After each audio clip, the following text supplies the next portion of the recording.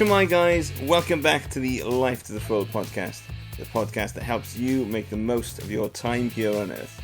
I'm your host, Dafydd Morse, and yes, I'm still on holiday. I'm a simple man in many ways.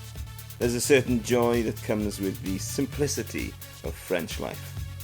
A daily morning cycle to the boulangerie to pick up your daily requirements, a croissant and a coffee for breakfast, a baguette with some cheese and ham and a glass of red wine from the local vineyard for lunch. That's all I really need. That and some time for reflecting, reading and building family memories. It won't be long now until we pick up again with Season 3, but for now enjoy the last of the summer reposts, my most popular interview with Joshua from the Art of Money and Communication podcast. And I'll be back with you soon.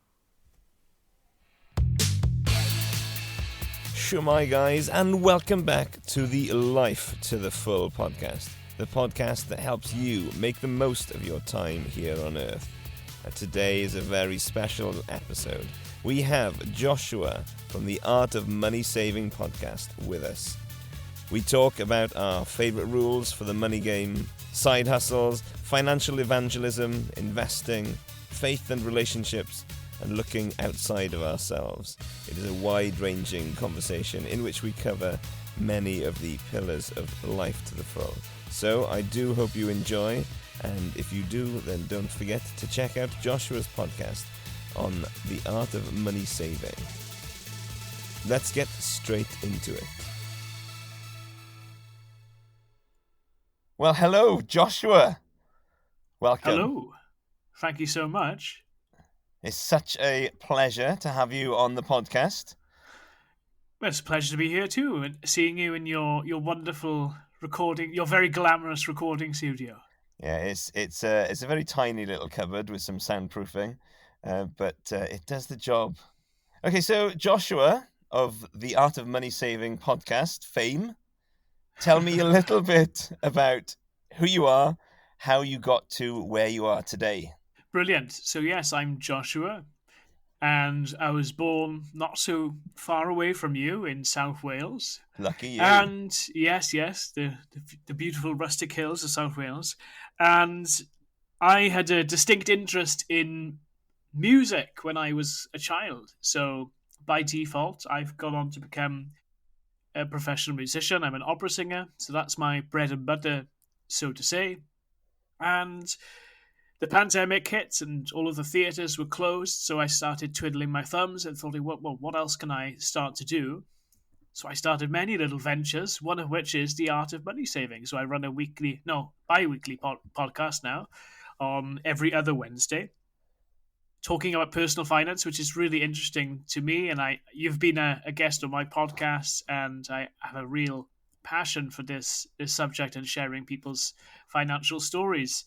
A little bit about me. Well, I think I'm fairly frugal at heart, but I have a passion for coming up with new ideas, trying to make side hustle income, and just trying to better myself in life and to learn more, and hopefully to share what I'm learning onto other people as well. Excellent. Now, you mentioned there that you tried a few different things during the lockdown. I just wondered, how did you decide what you were going to do? How are you going to decide what to continue and what to leave behind? Yeah, it's hard to determine what to continue with and how long do you give if something is not going as well as planned. Do you stick with it and continue going, or do you go with something that's working a little bit better? But I think by the process of osmosis, and those lockdowns for quite a long time, that it became clear what was going well, what my strengths were, and what was not going so well.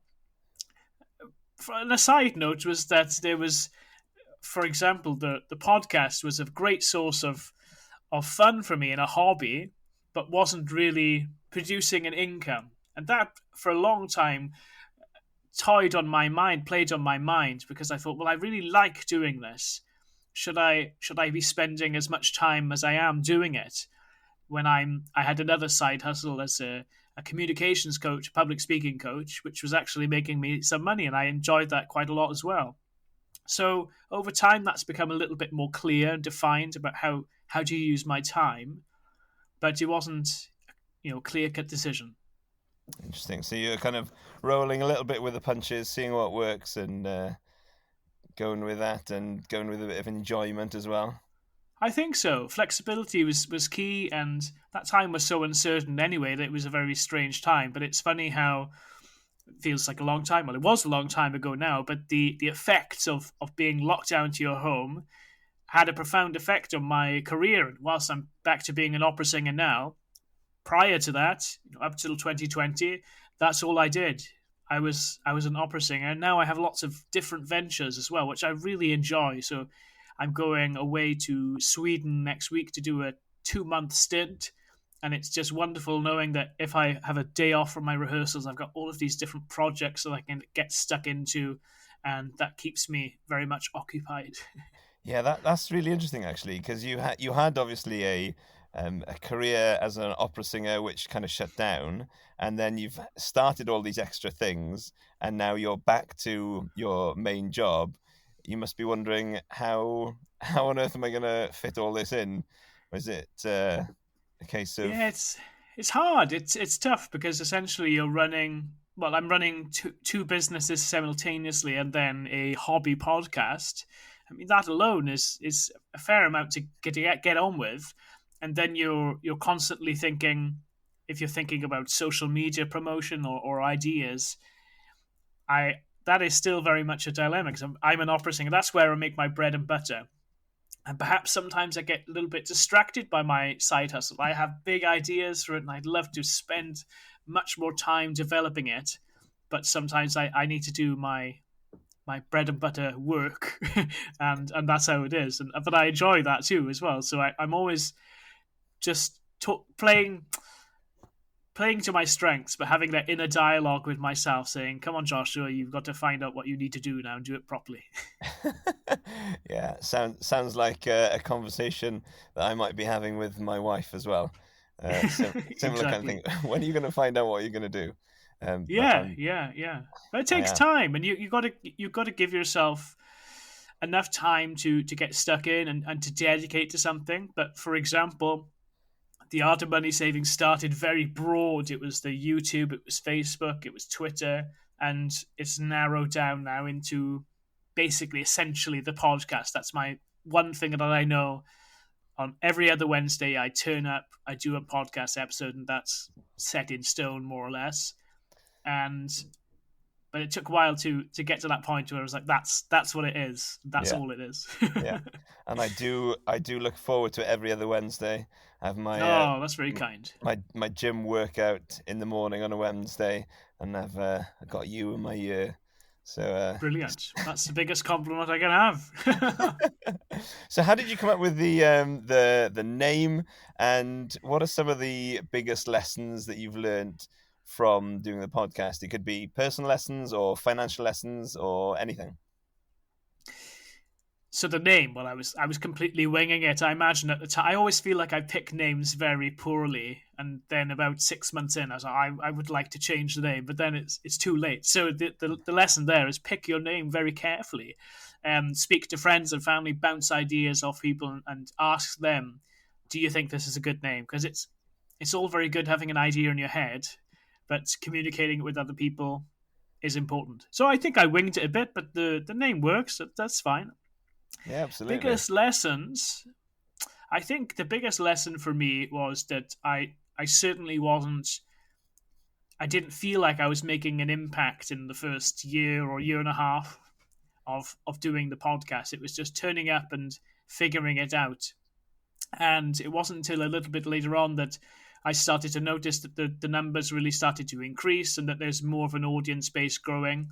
And it was just a clear lesson that showing up, having consistency, and creating rapport with your audience is the most important thing. So if you're there, if you're turning up and they're tuning in, they're listening to your voice, people do get to know you and get to know your ideals and your thoughts on things, and that sense of familiarity is important. So if anyone was starting a venture, I would say know who you are, know what you want to say, and be consistent in that. I've got to say, of the many podcasts that I listen to, you have an incredible ability to just be relatable, to be likable, to have people kind of want to hang out with you. And so, we've met a few times, and every time I chat to you, I think, yeah, this Joshua character, he's a really nice guy, and that really That's comes very kind. really comes through on the podcast. That's very kind. Yeah, but do you know what was interesting as well is that I've noticed that from taking it from a side hustle venture to a hobby changed my actions a little bit. So if it were a side hustle, I'd be thinking, right, so growth, growth, growth, get those big Instagram people to come on and they might mention me and then it'll go. And actually I found that to be really problematic for the podcast because I might reach out to someone who has a big, large account and I must say that they're the biggest pain in the backsides in terms of scheduling and being punctual and replying and showing up. So I love the fact that my podcast is about everyday normal people. It doesn't matter if you have 20,000 followers on Instagram. It doesn't matter if you have one. Everyone has a financial story, and that's made consistency of the podcast so much easier. Which I'm sure there's a lesson in there somewhere. I'm not exactly sure what the lesson is, but that was interesting for me. And you've recently hit a big milestone, 100,000 downloads. That's quite something. Yeah, absolutely. I mean, we're pretty much at 120 now, which is surprising because I remember doing the big 100,000 episodes, and it's almost like compounding interest that once you build those numbers up, it starts to snowball much more and much more. So to get to 100 to 120 was almost like a good click of a finger, and that's another surprising thing for me. But essentially, it doesn't really matter. What matters is that people get value from the content that they hear. I think hearing people's stories is important. Mm. And I was listening through your previous episodes yesterday, and I think that the way that the style that you do it is we need more of those voices. We need people talking about money. We need in the UK as well for sure, and just making it relatable and making people think about how they use money in a day to day basis and thinking about the future as well. Yeah, I think one of the things that I can often forget about is, I am, interacting with the personal finance podcasters, the personal finance people on Instagram and YouTube, and I can fall into the trap of thinking everybody's talking about money. Mm. But it really is not the case at all, like widespread. I guess that's one of the things with the internet. You end up going down various It's rabbit true. holes. Yeah. You do get into a false sense of security, and but funny enough, something happened today which hasn't happened so far for the podcast. So I recorded an episode. It was released this morning about teaching children the importance of money and pocket money, all those types of questions. And I finally started to think, actually, I have a friend that could really benefit from this. I should send her the episode and just say, look, the episodes here. I think this would be really great. You can read this bedtime story about money to your child. There's a book available. It's so simple to understand. And I think there's a lot of power in that. So rather than it just being for personal finance junkies, that it has the ability to reach out then to people for a wider message. And it was nice to think that happened for me this morning. So I can send this to her, but then I do think, will she respond to that in the right way? And then I'm doubtful about myself. But if you give people the opportunity to hear it, then you've done half the job. It's then their responsibility to listen and take action. Exactly. You've done all you can then. All you can do is, continue to produce good content which is relevant to people. And then, if it in like this specific case, you thought, yeah, this is going to be really valuable, just pointing people in the right direction. Because, if you hadn't have pointed them in the right direction, then, who knows if they would have found it or, even be Yeah, open to it. So that's yeah, right. got to do what you can do. 100%. 100%. Now, maybe we can dig a little bit deeper because I'm doing this from a selfish point of view, trying to mine the brains of my guests. Let's talk about your side hustle as a confidence coach. How's that going? What happened? What did you? I mean, you mentioned you started it during lockdown, but I also heard you say on your podcast that you were trying to up your game this year. Is that still happening? It's still happening, yes. And going back to my earlier point, it's the source of frustration is that as a freelancer, I don't have those set hours. So I'm constantly walking that tightrope of today I need to learn this piece of music for 4 months' time. But in the meantime, there's this unlimited amount of options of where I could do a TikTok video or a tweet, and it's very exciting. I love it. I love it. And I've started to realize, look, the business has taken off. So I for many years and up until now, I've been using Fiverr, which is a hosting platform, a teaching platform. They take 20%. Now, if I think about the fees that I've charged over the last 2 years, 20% of everything I've earned has gone to Fiverr. Now, that is a massive amount. And I would clearly rather have that to myself. Now, good on Fiverr. They provide the platform. People come to the platform. They market the platform. They do a lot of the legwork. Fair enough. But the idea now is to think, how do I start to try and market myself and get some of those clients at least for myself? And up until now, it's been a deer in the headlights moment. I can't do it. There's so many people out there. How do I start? And I think just by starting, that is enough. And I must say, a very big contributing factor as well is I've employed someone to start helping me produce content. So I send the videos to them and he chops them up and makes them look nice. And I'm not so good at that stuff. So it's a big time saver, and that is incredibly helpful. It makes me more efficient. That is great. I will certainly be checking in with you over the next few months to see how that's going. Looking forward to hearing how it's going. Now then, this is a season on the podcast, Life to the Full podcast, of financial health. So have you got any stories that you like to tell to kind of open up financial topics with people in real life? So we've talked about the fact that maybe it's not something that a lot of people talk about, but do you have any, and this might be a dead end question, who knows, but do you have any ways of getting in there with people to talk about finances? You put me on the spot there, and what I would say is no, I don't have a particular answer or a way of talking to people about it. I think I always try to see where that individual person is at, what their interests are, what their struggles are, and just give a little moment of a hook or an introduction that just maybe gives a little bit of intrigue. And if they want to, they can ask follow-up questions. So one example, I can remember being out for a drink with some colleagues after a show, and for some reason the topic of money came up, and I expressed an interest in that and an interest in investing and saving for your pensions. And unbeknownst to me, that conversation obviously there was a penny drop moment for someone. So they came back to me over a year and a half later saying, oh, that conversation that we had, can you tell me more about that? I'd like to understand more about that. And that was interesting because I had almost forgotten about that conversation, but it had an impact on the person. However, point number 2, what I'm learning in 2023, taking action is the most important step. So I eagerly replied, yes, I will happily tell you more about this subject, and we can just talk about it in a casual environment and just have a chat about it. When are you available?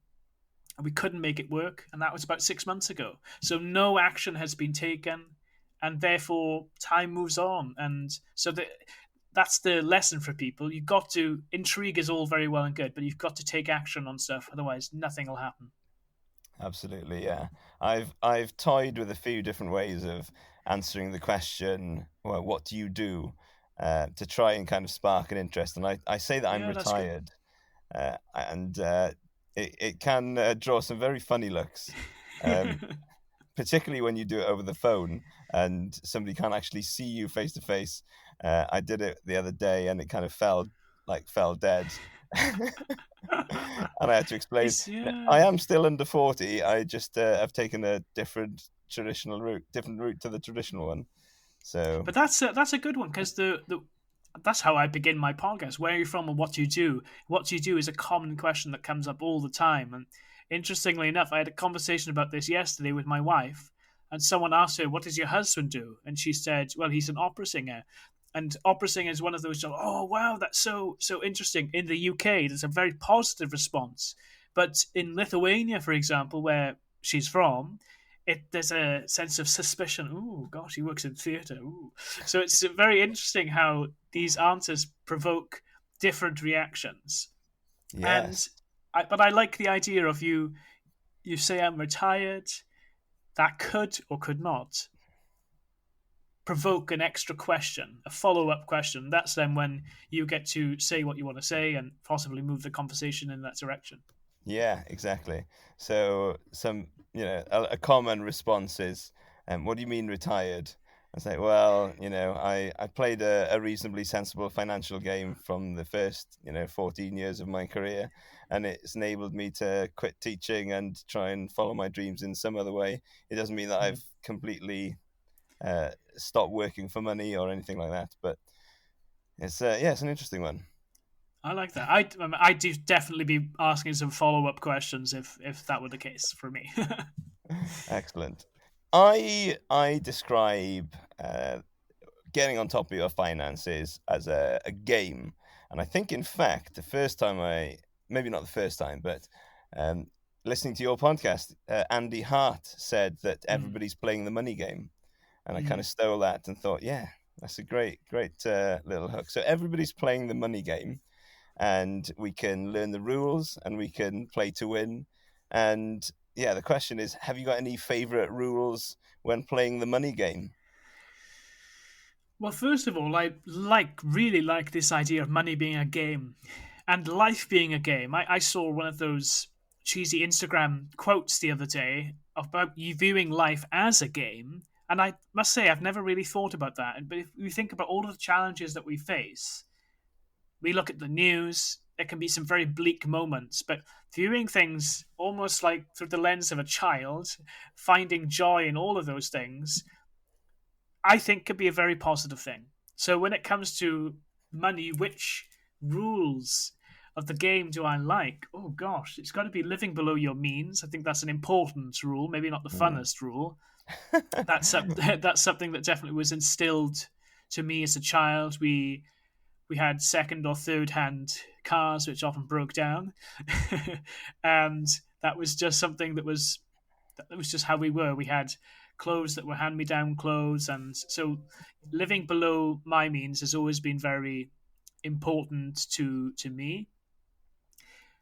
Something that's changed is understanding investing. That's become a big money rule part of the game for me. And I think that's Mm. when you're able. If, I don't know. I haven't played Monopoly in years, but if you know when you're playing a board game, you get to skip ahead. You get to do 4 or 5 steps in one go. Well, I think that's what investing can do. It's that compounding growth can give you the opportunity to jump ahead in a way that you wouldn't be able to just on your own abilities.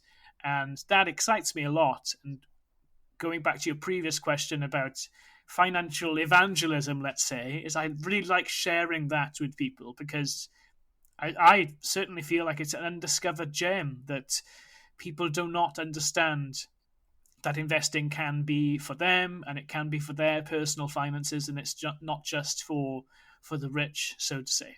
Yeah. And again, something that I've experienced with having these personal finance junkie lenses on, I guess, is that, I just kind of assume that everybody knows that the stock market is a reasonable place to put your money to watch it grow over time. It might go up and down in the short term, but in the long run, it's going to be, a wise thing to do. You've got index funds, the safest thing. People say, "Oh, what if I lose all my money?" Well, if you put £1,000 into the S&P 500 or a global index tracker, then you're going to need all of the companies essentially in the world to collapse at the same time, for you to lose all of your money. So I just assume that's kind of common knowledge, but it really isn't. No, it's true, but also there, I think there has to be a correlation between markets rising and people's enthusiasm about investing. And we definitely saw that post 2020, where we had that massive bull run where the Mm. markets are really accelerating very, very quickly, and you see hundreds of new accounts on Instagram sprouting up and evangelizing about the powers of compounding. And it certainly felt a lot quieter in 2022 and even into 2023 now, which goes to there must be a correlation there. And that Oh can be yeah. a danger. That can be a danger because what we're talking about here is we're talking about a solid financial plan that can serve you best long term, and not just about those quick gains. And of course, when you're talking about social media, a lot of it is about immediacy and being fast paced and delivering information quickly, and saying that you could one day be wealthy if you invest consistently into an index fund doesn't sound as exciting as be a millionaire next week, or whatever it'll be. Yeah, absolutely.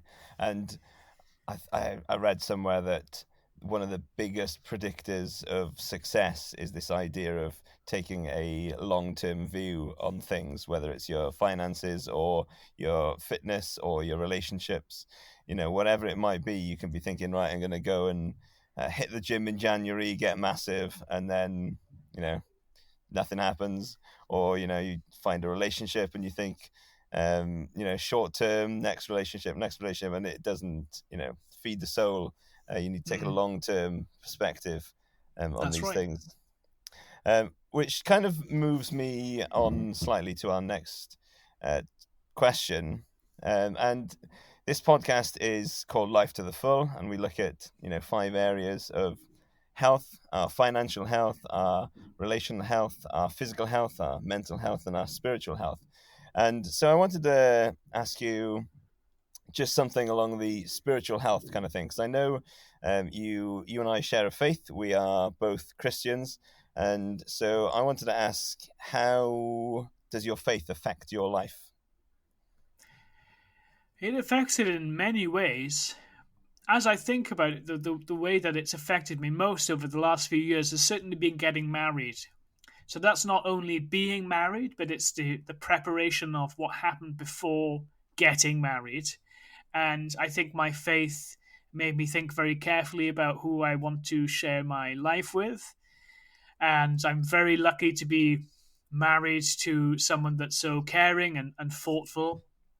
And yes, my faith certainly affects the way that we interact in marriage. So a priority for us both is to read the Bible and to pray with each other regularly throughout the week. And that can have a profound effect actually on how you move and navigate life. So particularly when it comes to being angry or frustrated, I'd say we're both pretty good at keeping calm and collected. But if I do get a little bit angry about something, grounding from my faith is something that really makes me see the bigger picture and say, oh, this isn't going to serve me well if I'm just thinking about myself. So my faith helps me think more outwardly and not so much inwardly, although my intentions mostly are to think inwardly. I'm quite a selfish person at heart, I think. However, it's great to think about other people and to find ways to do that. And I have a big interest as well in apologetics, and that's where I think my faith interests me the most. So listening to people like John Lennox and William Lane Craig and these great intellectual thinkers when it comes to Christianity, I love. I have no expertise myself when it comes to apologetics, but fascinating nonetheless. Yeah, I've come across William Lane Craig, and he's a incredibly persuasive guy in terms of the way that he debates with people. I've seen a lot of his debates, and I think we could all benefit from that examination of our own faith, and then how to kind of share that. Yeah, it's a good point, isn't it? Because when I think about something something like doing the Art of Money Saving podcast, which is very much a finance-based podcast, I had someone write in and say, well, it talks too much about religion. That has little to do with money. But from my perspective, it has a lot to do with money, because I think that I have to be a steward of the money that I have, and I want to be responsible with that. And a big part of our conversation about finances as well is giving. And that doesn't come easily to me. It comes very easily to my wife.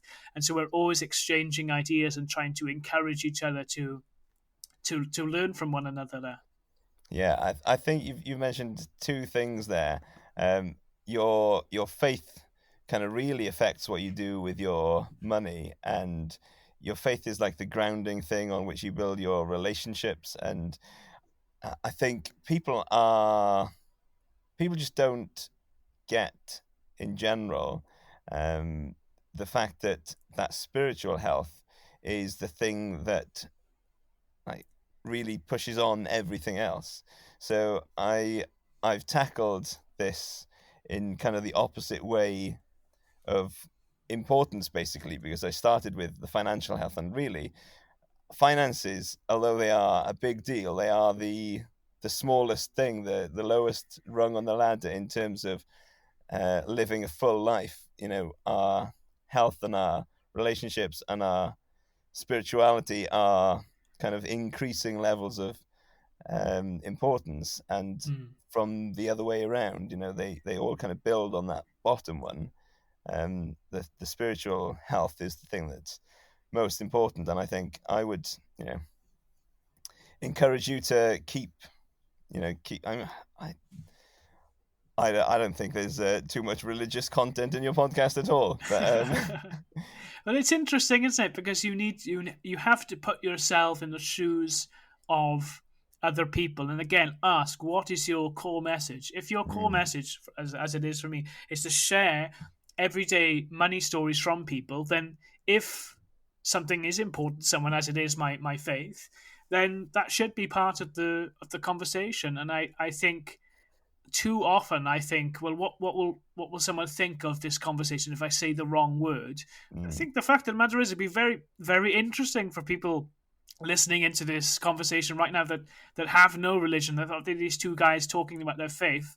That's a perspective that I've never really thought of before, and I think that's all we're wanting to achieve is to have that conversation and to show that it has an impact. And we had some premarital counselling before we got married, and we were talking to this counsellor, and she said that she'd counselled hundreds and hundreds of couples over her lifetime, and she said not one couple has got divorced when they are reading the Bible and then they're praying together. And there was one example of a couple that refused to do that, and they did go on to get to divorce. But I think that just goes to show that there is a sense of unity. And whilst I certainly don't agree with everything when it comes to me and my wife, but when we come back to our faith, we're always trying to find that common ground and encourage each other.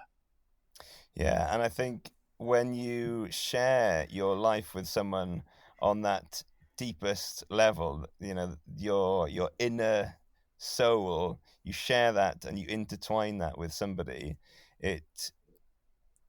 I would say it's almost inevitable or obvious or whatever it might be, but it's just, again, the foundation on which you build everything. And if you've got a firm foundation, then you know you can weather a lot, should we say. Absolutely. And trying to tie this into finances as well. So a common part of the conversation before I got married or before I started dating my wife was, for a number of years I realized I wanted to meet someone with similar values, essentially someone that shared the same faith, because I thought that's how I want to live my life. I want to share my life with someone like that. And as the years went on, and there were many years of being single and trying to figure it out, it was a very difficult thing.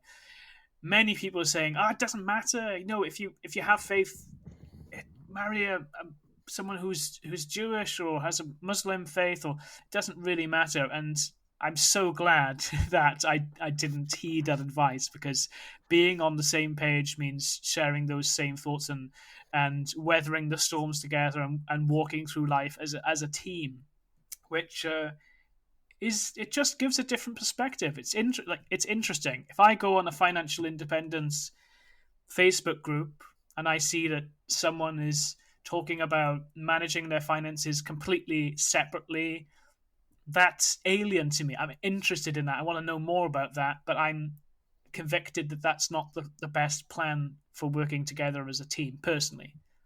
Yeah, yeah. I mean, that's a discussion all in itself, isn't It, it? it, it is a discussion. I would personally agree with you. I know that many wouldn't. But you can understand why, can't you? Because if there is this overlooming threat of divorce, and when you look at the stats, I mean, it's unbelievable. I mean, you're almost more likely to get divorced than you are to stay together, and that's where my faith plays a real fundamental in my life, because I just know that that's not even it's not even an option. We are on the same page. We're in it for life. We're together, come what may. Yeah, I think. I mean, it's an important thing to have. I remember listening to Seth Godin talking about playing ice hockey, and he said, if you ever played ice hockey on a frozen lake, you will know why an ice hockey rink has like boundaries and barriers, so that you're not chasing after a puck for a mile down the lake. And having that like foundation, we are committed to staying together, and for us divorce isn't an option. It kind of is an inbuilt security then in everything else. It's an inbuilt security in your finances and in your relationship. You're not second guessing, thinking, oh, what if they leave, or what if they rip me off, or whatever it might be. Mm-hmm. But, yeah, interesting stuff. Yeah, I like the hockey analogy there. It's a really great way of putting it. Yeah, I've adapted that hockey kind of metaphor to many areas of my life. I need rules which I can stick to, which constrain in some ways, but actually improve the quality of my life overall. Yeah. I have a natural tendency to fight against rules and to, question authority when it comes to rule keeping. But having rules to stop you from going in a million different directions is something that I've found quite helpful in many areas of my life. Right, few quicker questions potentially. Have you got any superpowers? Oh Not my like gosh. I think my superpower would have to be tracking down a yellow sticker. It's like my eye can scan an entire supermarket when it comes to a yellow sticker. I mean, there are people that have more talents, but I think that's going to be one of my superpowers for sure. If I could have a superpower, then that would be certainly in the top 5. Very good. Excellent. What are the books that have had the biggest impact on you? If you want, give me a couple of, or one finance related and one maybe not so finance related. Well, I'm going to throw you a curveball here and tell you a little bit about my learning style. So when I first read this question, I was thinking, right, well, what books?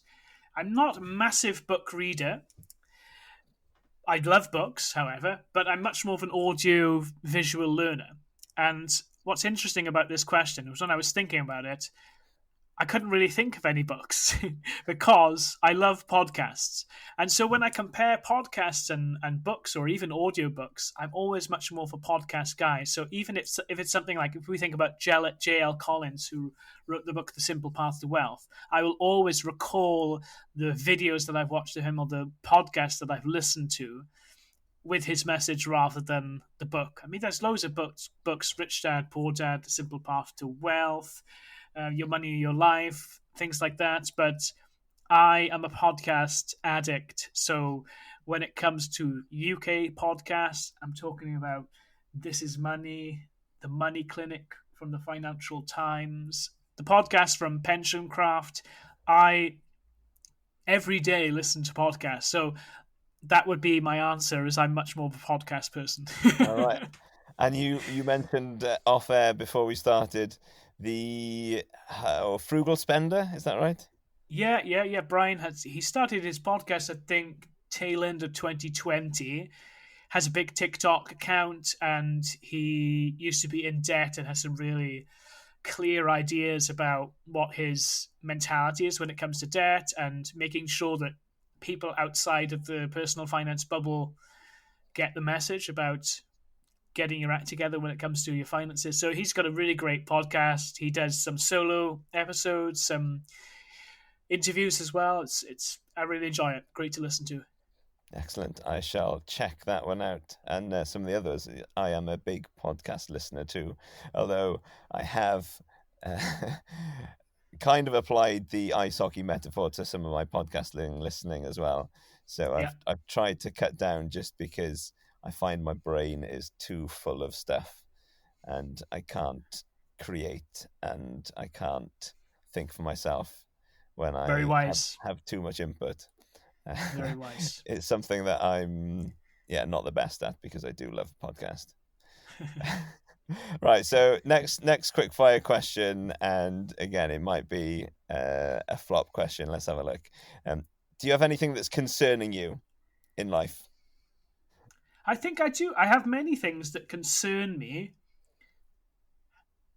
particularly career-wise. So one thing that concerns me is that has been a big, massive shift in my career as a singer. So I lived in Germany and Austria for many years, and I continued to work there for quite a lot of time. And of course, Brexit has come in, and that has, it's a very unpopular topic, but that has been a cause for concern for me for sure, because there's many more restrictions on how I work as an opera singer, how I move freely through the EU. So that I don't want it to be a problem for me. I want to focus on positive things, but I must say, end of 2022 is a very frustrating time because spending a lot of time in paperwork now, applying for visas, and it concerns me that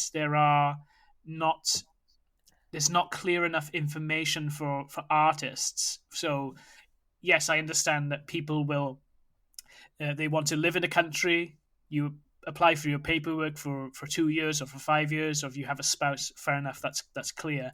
But when you're an artist going from one country to the next for a very short period of time, getting that paperwork and understanding the local laws is annoying. So that concerns me because I don't know what impact that has on my future career, and potentially in danger of losing out on future work. But that's nothing I can control. So whilst it concerns me, I try to put my optimist hat on and continue.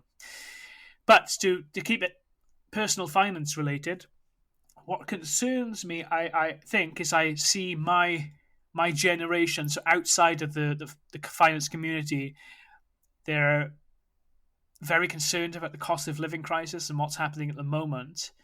And I'm thinking 30, 40 years beyond that and thinking, well, what's going to happen with your pension? And for artists in particular, in the UK, they're probably not even thinking about pensions. There's maybe getting onto the property ladder is more of a priority, but since we're not employed, you're having to make all of those pension contributions yourself, or more likely making none at all. So just a wider conversation about money could be helpful, and that does concern me a little bit. Yeah. Well, a wise man once said, and usually when I say a wise man once said, I'm talking about me, but in this case I'm not. My father-in-law said to me, I asked him if there was one piece of advice that you could give me that I can take into any area of my life, what would it be?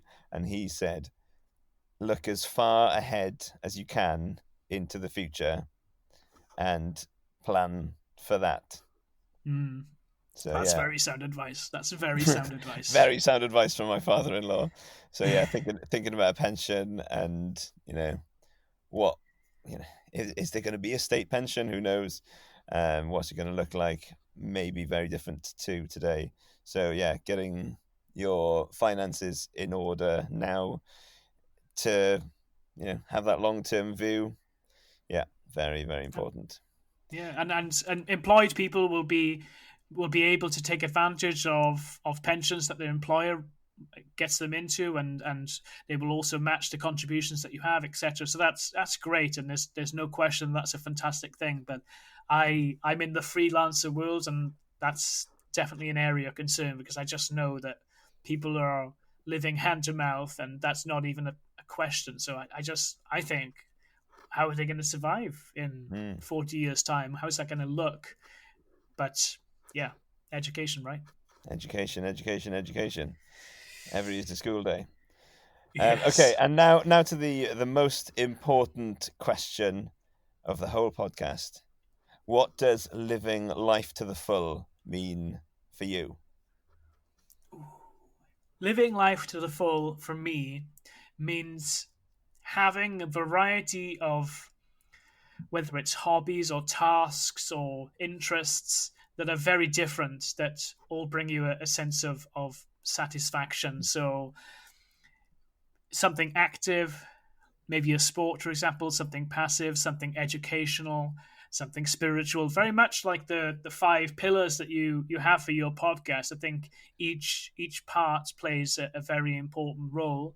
And as I mentioned, going full circle at the beginning of the podcast, I have the tendency to look much more inwardly, and anything that can help me look outside of myself is a very good thing. And I think that does help you live life more fully if you're not so absorbed by your own thoughts and feelings, but try to help out other people when you can. Not saying that I do it all the time. It's a work in progress. Yeah, very, very wise. Thank you, Joshua. Right, just before we wrap up, is there anything else you'd like to talk about that I haven't asked you about, or where do people come to find you? People can come to find me, the Art of Money Saving podcast. You'll find it on Google Podcast, Spotify, iTunes, anywhere that you find your podcast. Just type it in. I'll be there. Episodes every other Wednesday. Right, well, thank you very much, Joshua, for coming on the Life to the Full podcast. My And pleasure. Thanks for having me. yeah, I will encourage people to go and listen to the Art of Money Saving podcast. It is a fantastic resource for all things finance related. So keep up the good work. Thank you so much. Take it again.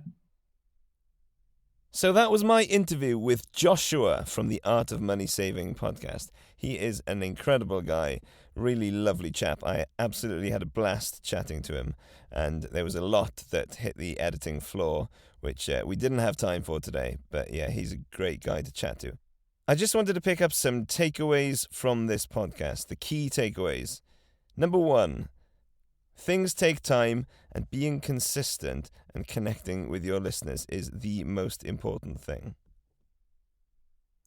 I didn't feel like I was making an impact in the first year or year and a half of doing the podcast. It was just turning up and figuring it out. And it wasn't until a little bit later on that I started to notice that the numbers really started to increase, and that there's more of an audience base growing. And it was just a clear lesson that showing up, having consistency, and creating rapport with your audience is the most important thing. Key takeaway number 2.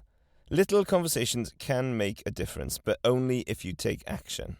Taking action is the most important step. So I eagerly replied, yes, I will happily tell you more about this subject, and we can just talk about it in a casual environment and just have a chat about it.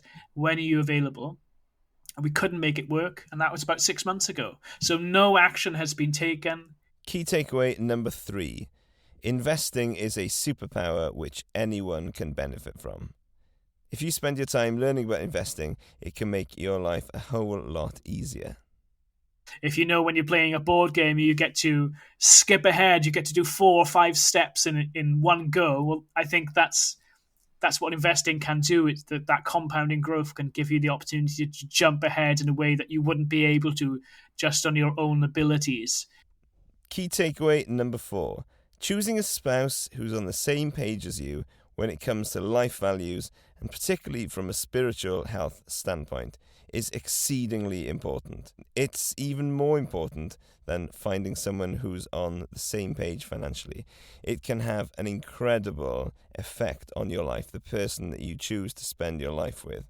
And so having them on the same page spiritually is really important. I would encourage you to consider that very carefully when it comes to choosing a spouse. And I think my faith made me think very carefully about who I want to share my life with. Yes, my faith certainly affects the way that we interact in marriage. So a priority for us both is to read the Bible and to pray with each other regularly throughout the week. And that can have a profound effect actually on how you move and navigate life. So there we have it. Season 2, financial health, over and done with for now. I am very much looking forward to Season 3 when we're going to be looking at physical health. But in the meantime, look out for some in-between episodes to keep your ears tingling and your minds thinking about how you can live life to the full. Thanks so much for being here with me and Joshua. And if you can, please leave a review. See you next time. Peace out.